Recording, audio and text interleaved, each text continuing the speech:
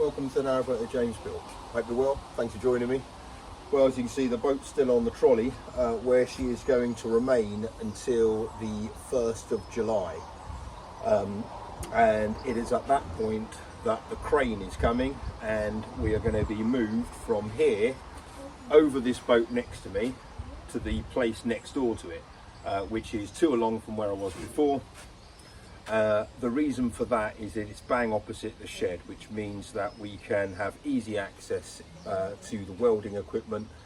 It's on the levelest bit of ground, and also there's a big kind of steel rack that we can rest the back of the boat onto. So that's the plan. So it's kind of 10 days time is crane day number 2, and really, so we've got 10 days to kind of prep the boat as much as we can. The welder has had a look at it, so Richard the welder's had a look at it, and the surveyor Ian has been over to have a look at it as well. John kind of, in his own words, dragged the surveyor over hot coals about the original survey, and you know, Ian's right in what he says, that it was inaccessible, the base of the hull. So we obviously, he took some measurements on the inside that he could, but the bit that had the hole in it was inaccessible. So you know, it is what it is, but he's going to be working with us closely to make sure that the overplating of the hull is done as best as it can be and in compliance with all the regs, and therefore to kind of makes it easier to sign off for insurance purposes. And we are yet undecided on the best course of action. Really, what we're doing now is we're waiting for W&W, who are the steel fabricators. We're waiting for them to come back with their plans as to what they think would be best. Basically, we've sent them some footage of the underneath the hull. They might come out and have a look at it as well, to look to see whether we can get a sheet profiled to the V of the hull. Problem is, it's not even all the way throughout the boat, so the V is far more acute at the bow. It's far flatter here at the stern, but in the middle it's kind of a bit wavy, so it's not so straightforward as just having the same profile all the way down. And then it's about what kind of thickness of steel that we're looking at using. There's a global price hike on the cost of steel at the moment. That's to do with the cost coming out of China and a knock-on effect of Suez. So steel's high, but you know, it is what it is. Marginally, to be honest, it's, you know, even if it's 25%, it's still not, you know, it's not a horrific difference anyway. And there's still quite a lot of variables within the steel we can go for as to what's the best type. But we're being guided by W&W on that one, and they're working with the surveyor to kind of determine what the best situation is. Richard, who is the welder who lives in a boat kind of over that way, he's had a look at it. He's happy to do the work, obviously, and he wants it on kind of 4-foot chocks is the best position for him. In an ideal world, we'd turn the boat on its side and just weld up like that, but you can't. So 4-foot chocks is going to be over there, and really, you know, it's going to be a week to 10 days worth of work to get the work done. As I said, we're still undecided on the best course of action. I think what I would like is a sacrificial chime across the, you know, going around the boat, which they all have. The reason for it is because the plate would come out here at the bottom, and then you could weld on that seam there. So you're welding beneath you. You're above the weld, which just means you get a much better seam. There is a sacrificial chime around the stern and the swim of the boat, but there's nothing on here because it's all obviously been overplated. But yeah, so there's that's most likely going to be the situation.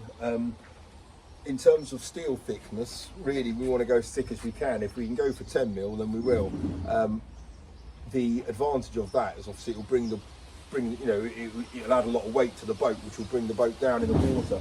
She's sitting there, as you can see, and she kind of needs to be sitting about there.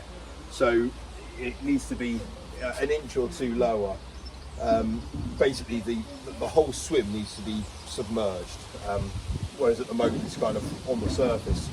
So I might need to take some bricks out, which is fine because we don't know if we're going to be cutting bits away yet. Some of the crack kind of floor, which is here for the rest of the boat, we could cut some of that away, in which case the bricks would literally just fall out onto Richard's feet, which is ideal. Well, not the feet crushing thing, but the bricks falling out is ideal, so I don't really want to have to take up the floor. Bear in mind, I've got floor issues in the kitchen. It seems like a while ago since I've been on the boat, and it kind of has been. I haven't been on the inside for what seems like ages. The floor I've got a problem with. I've just noticed this is a new problem. This is a problem which started when the boat came out of the water, I believe. It's got to be something to do with where the chocks are positioned, because the inside of the floor has bent upwards in the galley. The rest of it's okay, but in the galley it's kind of gone like that now, which I'm not too sure about why that's the case, because there isn't a girder underneath that bit where it's come up. So even if the bottom of the boat was being pushed up, the base of the hull was being pushed up, it shouldn't really affect that. The only thing I'm wondering is if the sides haven't come in. That's the only other thing that would cause that to happen, I think. So that bit of floor is going to have to be cut away. I'll show you it in a minute. It's not good news. The postman's been today, so I've got a couple of bits here.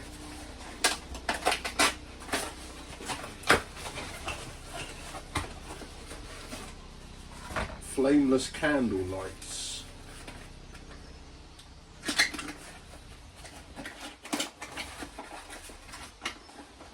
Oh nice, so it's kind of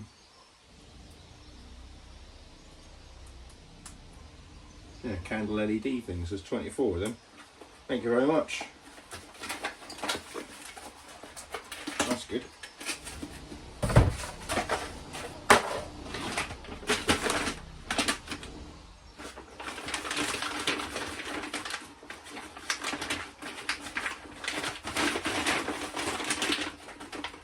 I'm so weak.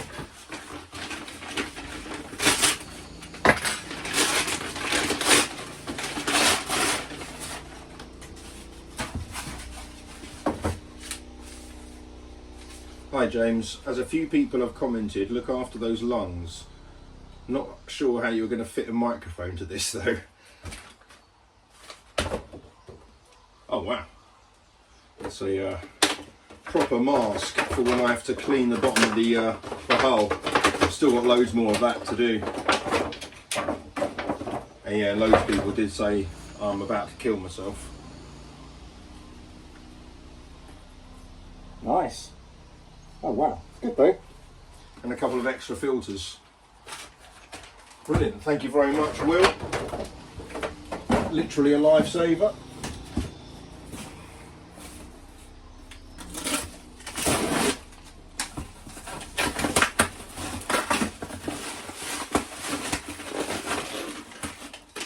Oh, and some more filters for that thing.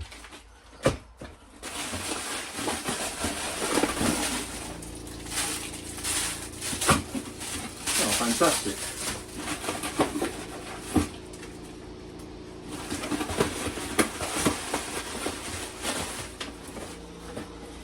Well, that's perfect, yeah, so I've got loads more of the welding to do underneath the boat, so the scraping I mean, so yeah, that'd be great. Thank you very much. So I don't know if it's really possible to tell from this angle, but it's here where the floor's bent. It comes up here and goes down there again. And if I take you underneath the floor,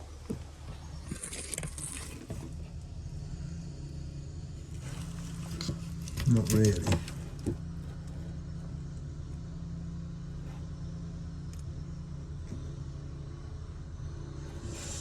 So, I'm not sure I'm going to get Paul to have a look at it. I have no clue as to why that's happened, because if the base like that, that's obviously got the chock on it, and that may have been pushed up, fine. That may have been bent out of shape even, fine. But how's that affected this? That's what I can't work out. Jez has had a look at it, he can't quite work it out either. So, not good news though. I also got sent some stuff from the RNLI. So I got some Lifesaver caramel biscuits, some Lifesaver tea, some Lifesaver ginger biscuits. But without a shadow of a doubt, the best thing is a RNLI branded all-weather anorak. Look at that. That's amazing. So thank you very much. Highly recommended this. This is really nice. Perfect. So you can just about make out my boat there, 3 along. It's going to get craned up above that one in the middle to this one here.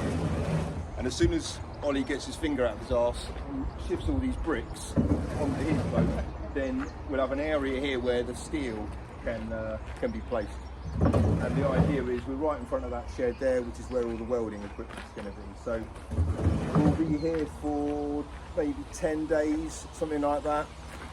And then get craned back in, crane day number 3, get craned back in middle of July. That's going to be the plan basically. Come on. I'm working on it, bro, I'm working on it.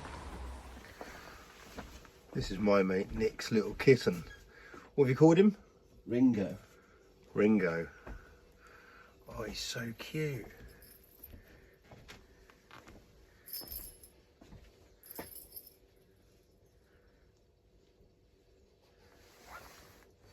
Hello, Ringo.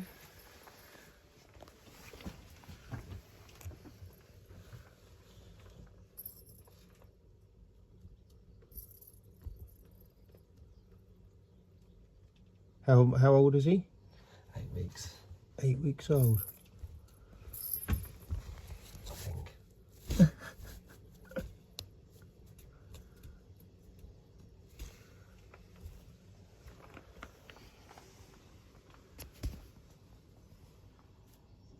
he's so cute.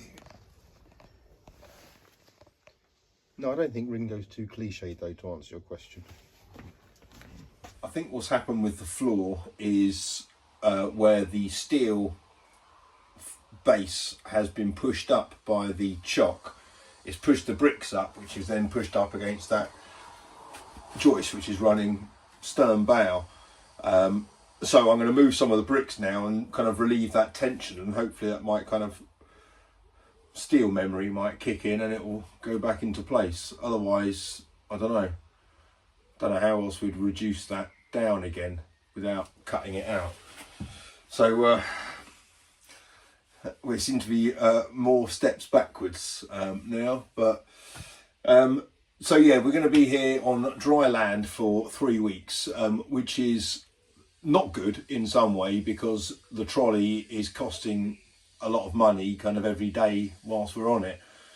We don't really want to weld a patch onto it because it's just probably going to blow more holes in the existing steel. So I've kind of got no choice but to be here.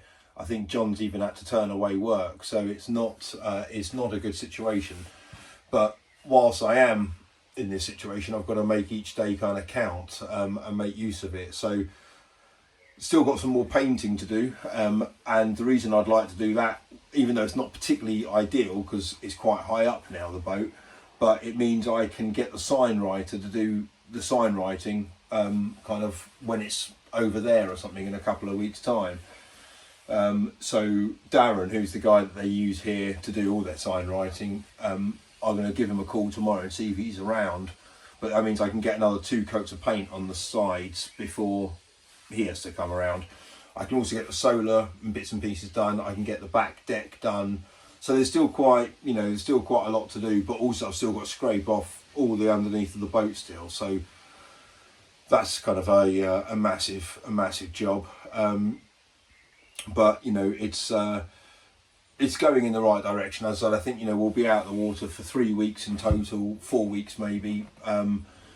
Given the fact that Watford locks are closed anyway, it's I wouldn't be I couldn't be going to London now anyway, so at least this way she'll be going down when she does with a decent new hull, and you know, and 3 weeks of having done more work to us. Before we put her back in the water, obviously you need to black her. There's been a few kind of schools of thought on this. Obviously these days the popular choice is 2-part epoxy. The thing around here is that it's kind of old school, and they've kind of said narrowboat's been painted using just black bitumen for hundreds of years and it's worked perfectly well.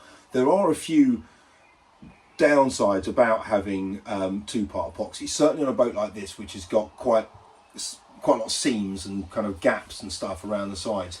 If it's perfectly flat, that's a different story, but on my boat it's not. And if you get air bubbles behind it, or if you don't get a perfect finish, or even a perfect first coat, it's going to start to come off. And unlike blacking, where you can just slap a bit more on, you can't with that, and it's going to start to all come off. And it's, yeah, the school of thought around here is to black it. A lot of people commented, why didn't I black it on the bottom of the boat beforehand? To be honest, it wouldn't have made a blind bit of difference, because this steel is way, you know, far too gone. But I will be blacking it next time, purely because I'll have access to it. That was the main reason I didn't before, is because I just didn't have access to it. I could have done maybe the first foot on each side, but as I said, it wouldn't have made a blind bit of difference on this particular hull, because, well, as he said, if I did get in the middle, I'd have been blacking something which was 0.01 of a mil thick. So it was, the blacking would have doubled the thickness of the actual material, so it wouldn't have made any difference. But I will be doing it on the next one. And again, there's people on both sides of the argument as to whether you should black the bottom or you shouldn't. It's going to do no harm to do so if you can. I mean, you probably wouldn't pay extra to have it raised so you can, but whilst it's raised, basically I might as well. I'll be blacking the rest of the boat anyway, so I might as well be doing that. And which is no bad thing, because the quality of the blacking I've done, bear in mind I did some of it in, I think, January or February, and I remember it was kind of late at night and it was all cold and frosty and it wasn't ideal. So it's going to be no bad thing to slap a few more coats of black on it whilst it's out. I can also do the skin fittings. So there's a few things which I've got to do whilst it's out of the water. It just makes it vastly easier to do so. So I'll be maximising the opportunity that is this 4-week delay. But you know, in terms of overall scheme of things, a 4-week delay is not the worst thing in the world. The boat can still move down to London towards kind of like the middle of July and get down there for August, nearly kind of 8 months late, you know. So what's the mere 8 months amongst friends. So yeah, you know, it'll be fine, but at least I'll be cruising in the summer, so that'd be nice. And school holidays, so the kids can come and join me. So you know, it'll be a good use of time. But yeah, as I said, it's important to make the 3 weeks we've got here, or the 4 weeks here, as best as it can. And I'd just like to say thank you again to everybody. The response has just been, you know, amazing, and obviously it means we can get all the work done that needs to be done to a really high standard, get the boat finished and get it to London. So you know, it's just been amazing. So thank you so much, and thanks to all of the kind of the old school, like Simon and Saki Bugger and Jimbo. You guys have just been brilliant. You know, your support, the way you've helped, it's just been, couldn't do it without you all. So thank you so much. Until next time, look after yourselves. Bye bye.